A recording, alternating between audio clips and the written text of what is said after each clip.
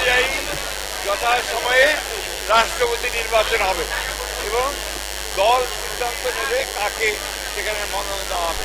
আচ্ছা, আমাদের করার কিছু নাই, সম্পূর্ণভাবে নির্বাচন কমিশন করবে।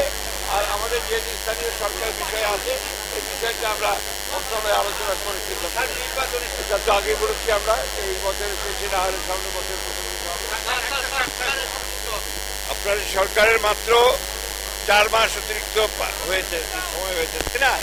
এর মধ্যে সরকার কৃষির উন্নয়নের জন্য 10,000 টাকা পর্যন্ত কৃষির সুদ সহ মাফ করে দিয়েছে, তাই না? এবং কৃষির জন্য ঘোষণা করেছেন মাননীয় প্রধানমন্ত্রী যেখানে সবচেয়ে বেশি বরাদ্দ দেওয়া হবে। একই সঙ্গে কৃষিকে লাভজনক করার জন্য যতটুকু আপনার ব্যবস্থা নেওয়া দরকার সেগুলো ব্যবস্থা নেওয়া হবে। দ্বিতীয়ত কৃষি পণ্যগুলোকে প্রক্রিয়াজাত করা, তাকে বাজারজাত করা, তার জন্য ব্যবস্থা গ্রহণ করা হবে এবং কৃষিভিত্তিক শিল্প গড়ে তোলা হবে।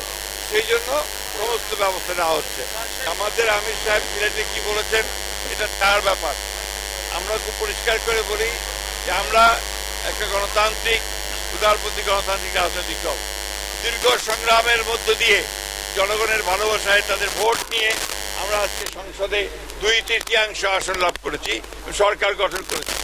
একবার নয়, বিএনপি 5বার রাষ্ট্র পরিচালনার দায়িত্ব। বিএনপিকে যারা ফ্যাসিবাদ বলেন তাদের হয় জ্ঞানের অভাব আছে অথবা তাদের মাইন্ডসেটটা এভাবে তৈরি হয়েছে। বিএনপি তো একটা গণতান্ত্রিক রাজনৈতিক দল, আর জামায়াতে ইসলামের আমির সাহেব বলেছেন উনি ওনার গণতন্ত্র ভালো করে করবেন, তাহলে কি ব্যবস্থা হবে সে দেখা যাবে। ওনারা গণতান্ত্রিক দল কিনা এটা ওনারাই নিজেরা বিবেচনা করবেন।